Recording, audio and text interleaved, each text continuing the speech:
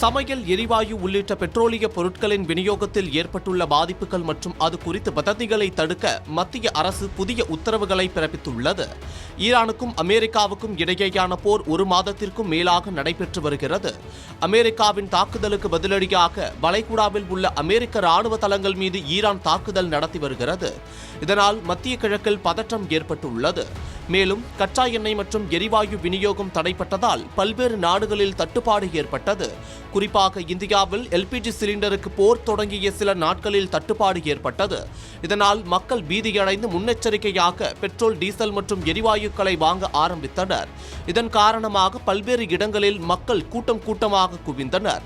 அதேபோல மற்ற சில நாடுகளிலும் தட்டுப்பாடு ஏற்பட்டுள்ளது குறிப்பிடத்தக்கது. இந்த நிலையில் சமையல் எரிவாயு உள்ளிட்ட பெட்ரோலிய பொருட்களின் விநியோகத்தில் ஏற்பட்டுள்ள பாதிப்புகள் மற்றும் அது குறித்த வதந்திகளை தடுக்க மத்திய அரசு புதிய உத்தரவுகளை பிறப்பித்துள்ளது. இது தொடர்பாக மத்திய பெட்ரோலிய அமைச்சகத்தின் செயலாளர் நீரஜ் மிட்டல் அனைத்து மாநில மற்றும் யூனியன் பிரதேசங்களின் தலைமை செயலாளருக்கு அவசர கடிதம் ஒன்றை எழுதியுள்ளார். எல்பிஜி மற்றும் பெட்ரோல், டீசல் இருப்பு மற்றும் விலை குறித்து சமூக வலைதளங்களில் பரவி வரும் தவறான செய்திகளால் பொதுமக்கள் தேவையற்ற பீதியடைந்து பொருட்களை முண்டியடித்து வாங்குவதாக அரசு கவலை தெரிவித்துள்ளது. வதந்திகளை முறியடிக்கவும் பொதுமக்களுக்கு சரியான தகவலை கொண்டு சேர்க்கவும் மாநில அரசுகள் தினசரி செய்தியாளர் சந்திப்புகளை நடத்த வேண்டும் என்று அறிவுறுத்தப்பட்டுள்ளது. தற்போது தமிழ்நாடு, கேரளம், ஆந்திரா, தெலுங்கானா உள்ளிட்ட 17 மாநிலங்கள் மட்டுமே செய்தியாளர்கள் சந்திப்பை நடத்தி வருகின்றன.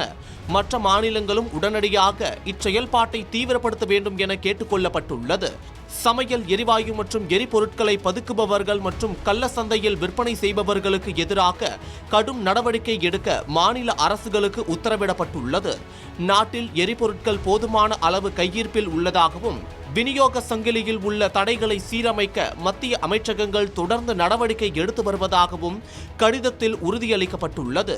பொதுமக்கள் அதிகாரப்பூர்வமற்ற தகவல்களை நம்ப வேண்டாம் என்றும் சமூக வலைதளங்களில் பரவும் வதந்திகளை கண்டு அச்சப்பட தேவையில்லை என்றும் அரசு தரப்பில் கேட்டுக் கொள்ளப்பட்டுள்ளது.